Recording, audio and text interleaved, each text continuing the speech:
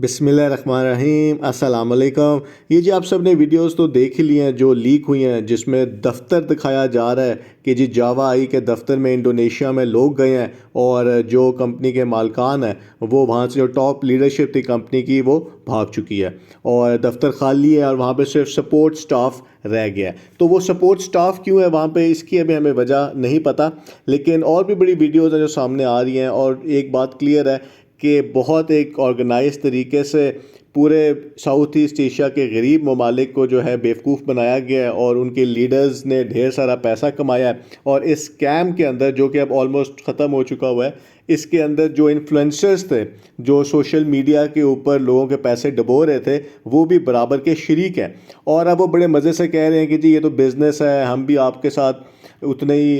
परेशान हैं, जबकि उन्होंने ही आप लोगों का पैसा सारा फंसाया है। अब सिचुएशन ये है कि कंपनी का जो असल डाटा है जो इस वेबसाइट को रन कर रहे हैं वो इंडोनेशिया में नहीं है और इस टाइम पे बड़ा ज़रूरी है कि ये डाटा जो है सारा सिक्योर किया जा सके, क्योंकि जो ये वेबसाइट है इसकी जो डोमेन के एडमिन है वो इंडोनेशिया में नहीं है, वो मलेशिया के अंदर है। और मलेशिया के अंदर काफ़ी सख्त रूल्स हैं एमएलएम कंपनीज के ख़िलाफ़, वो अक्सर वार्निंग्स भी देते रहे हैं। तो इस टाइम पे बहुत ज़रूरी होगा कि जितना भी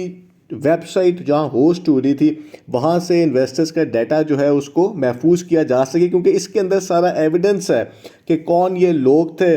और किस तरीके से सारा जो ये काम हो रहा था। अब ये जो ओनर है जिन्होंने ये वेबसाइट अपने नाम पे रजिस्टर कराई है वो अपने आप को प्रोटेक्ट कर रहे हैं, उनका नाम इस टाइम के ऊपर कहीं भी किसी जगह पे नहीं है, लेकिन उनसे गलती हुई है कि जो जहाँ पे ये वेबसाइट होस्ट हो रही है वो एड्रेस इस टाइम पे नेट के ऊपर अवेलेबल है और वो मलेशिया का एड्रेस है। और आप अगर इस एड्रेस के ऊपर जाएं तो ये कैनेटिक सॉल्यूशंस है जो कि मलेशिया की कंपनी है और उसमें अगर हम जाते हैं तो ये पूरा इनका ऑफिस है कैनेटिक्स का और यहाँ पे असल में इन्वेस्टर्स का सारा डाटा जो है वो पाया जा रहा है। और अगर इसको लॉ इन्फोर्समेंट एजेंसीज जो है इस डाटा तक एक्सेस कर लेती हैं तो हो सकता है कि कोई रिकवरी होने के चांसेस हो जाए, क्योंकि ये कंपनी है कैनेटिक सॉल्यूशन और मलेशिया में इनका है। इनके अगर हम लोग वेबसाइट भी देखेंगे कॉन्टैक्ट नंबर्स भी हैं, तो ये जो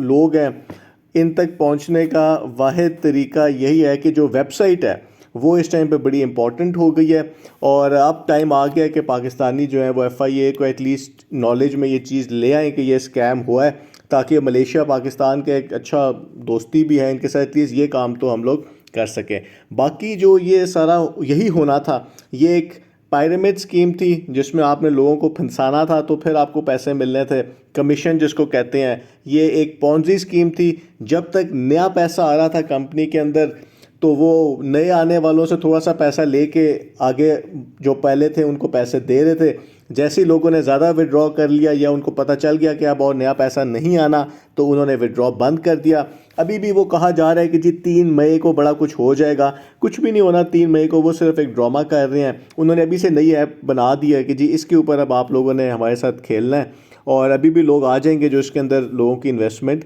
करवाएंगे। तो ये एक जो अपडेट है कि एक तो आपको बात पता चली गई है कि जो दफ्तर में लोग गए हैं, और दूसरी बात ये है कि जो इस वेबसाइट का सारा डाटा है वो इंडोनेशिया में नहीं है, वो मलेशिया के अंदर है। तो ये है जी सिचुएशन। बहुत बहुत शुक्रिया।